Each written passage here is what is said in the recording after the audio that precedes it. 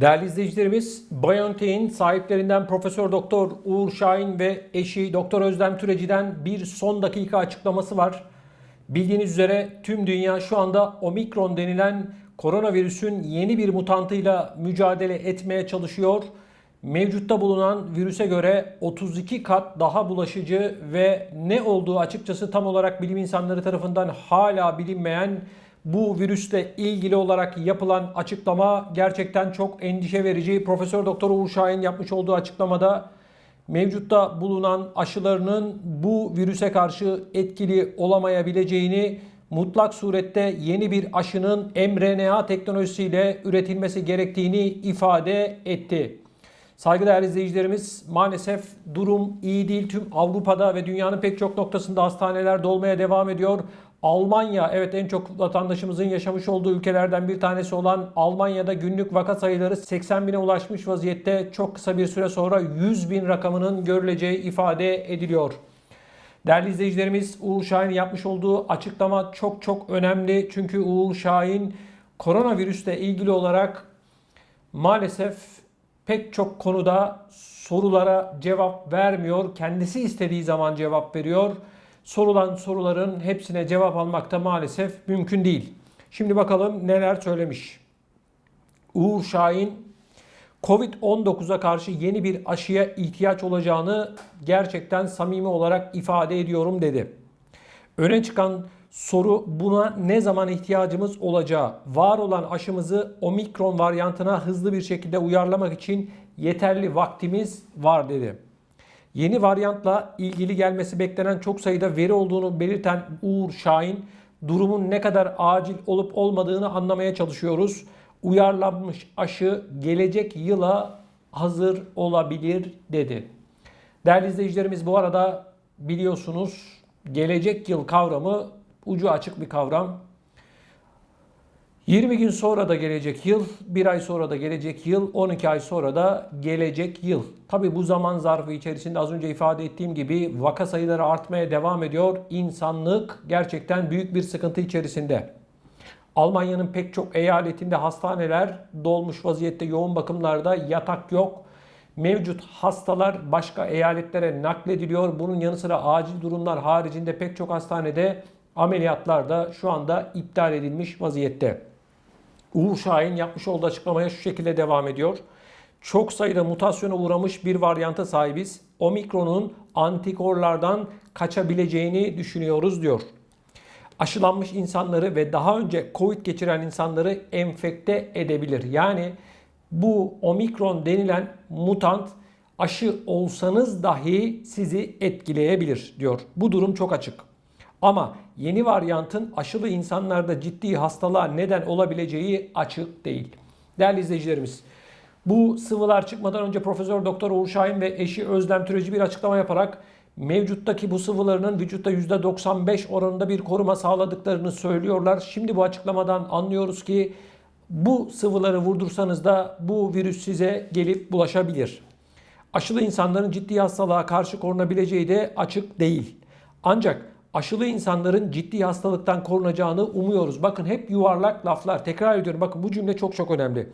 Aşılı insanların ciddi hastalığa karşı korunabileceği de açık değil. Ancak aşılı insanların ciddi hastalıktan korunacağını umuyoruz.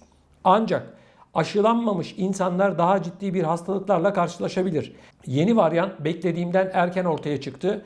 Gelecek yıldan önce bunun olmasını beklemiyordum. Şu anda yeni varyantın gerçek dünyadaki sonuçlarının birkaç haftaya çıkmasını bekliyoruz. Şundan eminiz ki güçlendirici doz yapan kişiler ciddi hastalıklara karşı korunacaklar. Bunu birkaç hafta içinde öğreneceğiz. En önemli gerçek şu ki aşımız tüm varyantların neden olduğu ciddi hastalığa karşı koruma sağlayacak düzeyde diyor.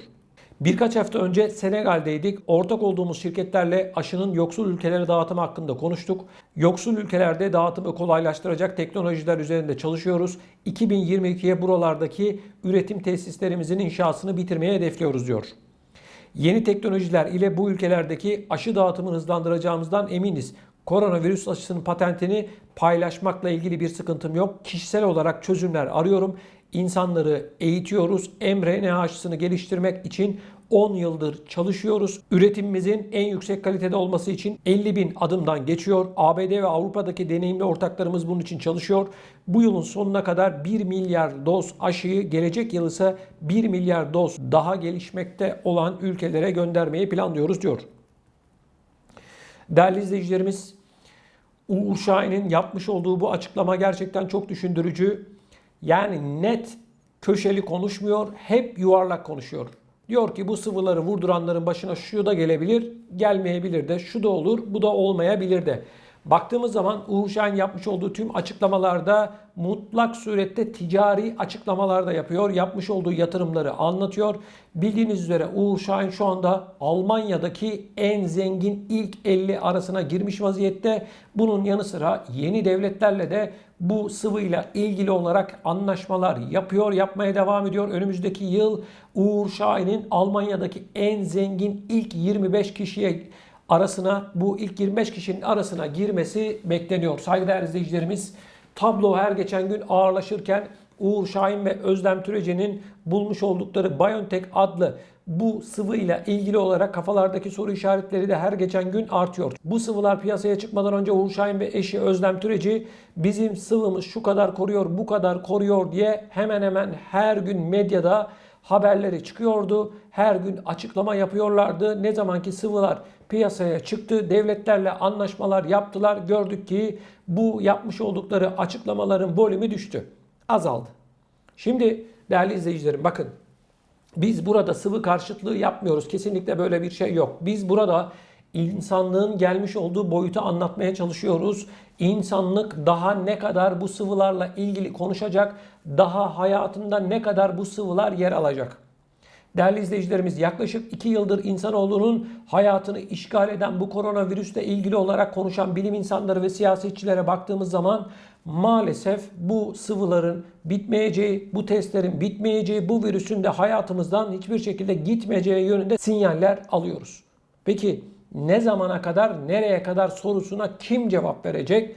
Ortada buna cevap verecek olan hiç kimse yok. Oysa ki buna bir, siyasetçiler, oy verdiğimiz insanlar, bizi yönetmekle görevli olan, al bizi yönet dediğimiz insanlar. 2, bu işten para kazanan bilim insanlarının da çıkıp artık şu tarihe kadar bu iş sona erecektir demesi gerekmiyor mu?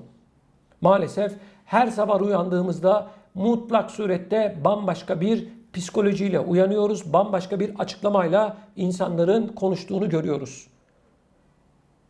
Arkadaşlar, bu sıvılarla ilgili olarak sizler neler düşünüyorsunuz? Lütfen videomuzun altında bulunan yorum bölümüne yazarak bizlere iletin. Bunun yanı sıra gündeme getirilmesini istediğiniz konular varsa da bunları da yine aşağıdaki yorum bölümüne yazarak bizlere ulaştırabilirsiniz. Benim sizlerden tek bir ricam var. Lütfen daha fazla insana ulaşabilmemiz için mutlaka videomuzu beğenmenizi ve kanalımıza da abone olmanızı sizlerden hasreten rica ediyorum.